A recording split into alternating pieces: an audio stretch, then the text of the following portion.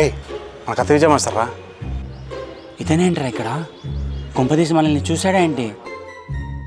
మా స్టూడెంట్స్ రంజిత్ సాయి లాగున్నారే. చూసేదేంట్రా, మన సైడే వస్తున్నాడు. పెద్ద శాడిస్ట్ రా, కావాలనే మన ప్రాక్టికల్ ఎగ్జామ్స్లో నన్ను ఫెయిల్ చేశాడు.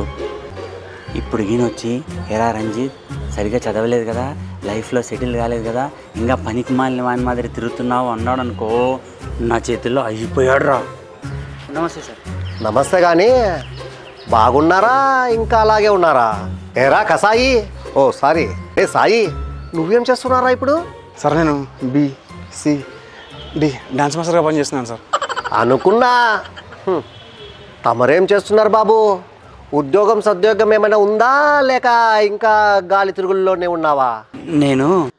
నన్ను అన్యాయంగా ఎగ్జామ్లో ఫెయిల్ చేస్తావా? ఇప్పుడు చెప్తాను చూడు. నేను చేతబడి నేర్చుకుంటాను సార్. మొన్ననే చేతబడిలో బ్యాచిలర్స్ అయిపోయింది సార్. ఇప్పుడు మాస్టర్స్ చేస్తున్నాను సార్. చేతబడిలో మాస్టర్సా? ఎందుకురా? అది చిన్నప్పటి నుంచి నన్ను అనవసరంగా ఇబ్బంది పెట్టిన వాళ్ళ మీద పగ తీర్చుకోవాలని సార్. నువ్వు నా స్టూడెంట్గా ఉన్నప్పుడు నిన్ను 2-3 సార్లు ఫెయిల్ చేసింటాను.